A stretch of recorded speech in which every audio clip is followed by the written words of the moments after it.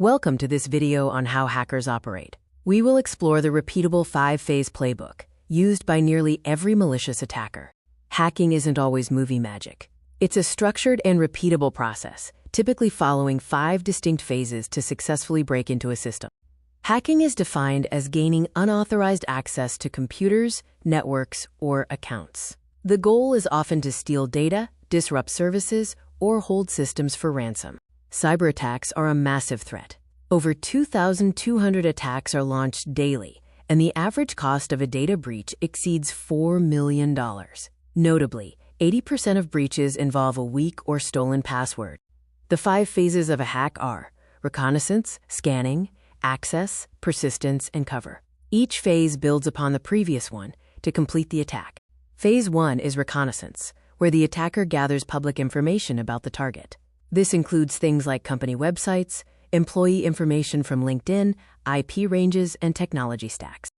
Attackers use publicly available tools for reconnaissance, such as Google Dorking for exposed files, Shodan for internet-connected devices, and LinkedIn for employee details. Maltego helps link all this data into a comprehensive graph.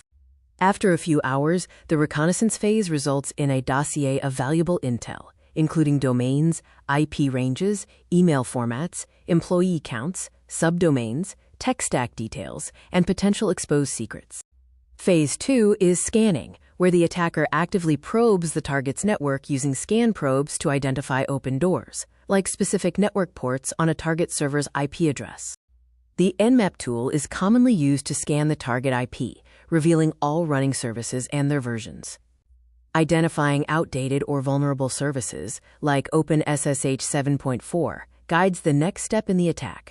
Phase 3, access, is when the hacker picks a weapon. Common attack methods include phishing to trick users, brute force to guess passwords, malware installation, or exploiting bugs in outdated software. Phishing involves sending a fake email that leads the user to a fake login page. If the user enters their password, it goes directly to the attacker, granting them unauthorized access.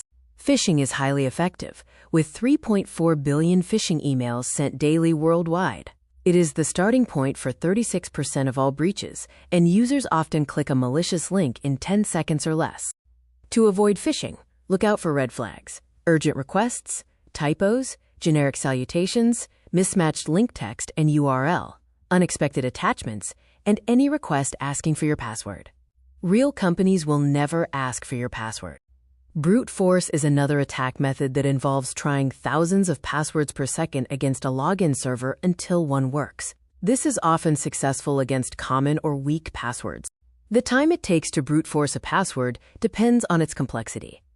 A 6-character, numbers-only password takes a fraction of a second, while a 16-character password with full complexity can take trillions of years to crack with a modern GPU.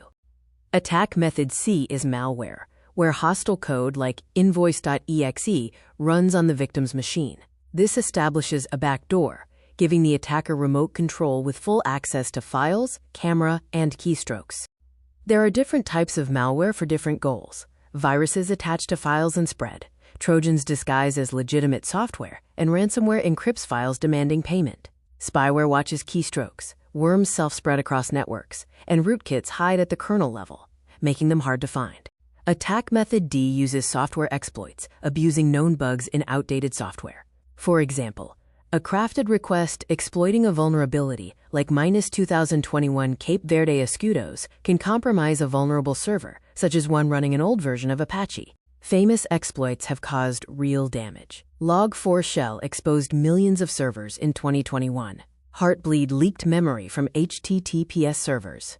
Eternal Blue fueled the WannaCry ransomware attack, and Shellshock allowed web servers to run attacker commands. Phase 4 is maintaining access or persistence. Once access is gained, the attacker plants a backdoor to ensure they can return later. Tools for persistence include rootkits, scheduled tasks, startup registry keys, new admin accounts, SSH keys, or web shells. Phase 5 is covering tracks. The attacker cleans up evidence, often by deleting log entries associated with their IP address and activities. This makes it difficult for defenders to realize the system was ever compromised. The full attack chain moves from reconnaissance to scanning, then gaining access, establishing persistence, and finally covering tracks. While this used to take days or weeks, it is now often fully automated. The hacking phases map perfectly to a physical break-in. Recon is watching the house, scan is checking doors and windows, access is climbing through an open window, persist is copying a spare key, and cover is wiping fingerprints. Hackers are categorized by their motives. Black hats are criminals. White hats are ethical hackers. Gray hats operate between rules, but without malice. Nation-states perform espionage. Script kiddies are beginners using tools they don't understand. Now, let's look at how to defend. You don't need to be a security expert. 5 practical habits can block nearly 99% of the attacks we've discussed in this video. Defense 1. Strong, unique passwords.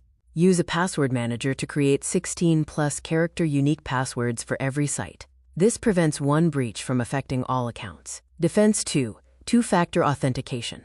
Use an authenticator app or hardware key, especially for email, to block attackers even if your password leaks. Avoid SMS-based 2FA. Defense 3.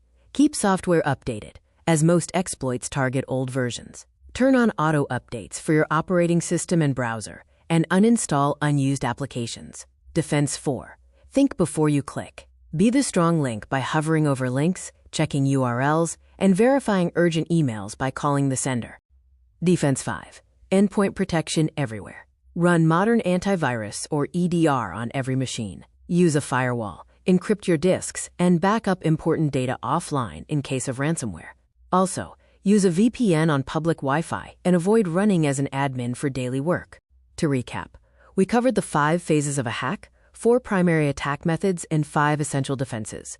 By implementing these practices, you can dramatically increase your personal and organizational security. Thank you for watching this video. If you enjoyed it and want more security content, please consider subscribing. We will see you in the next one.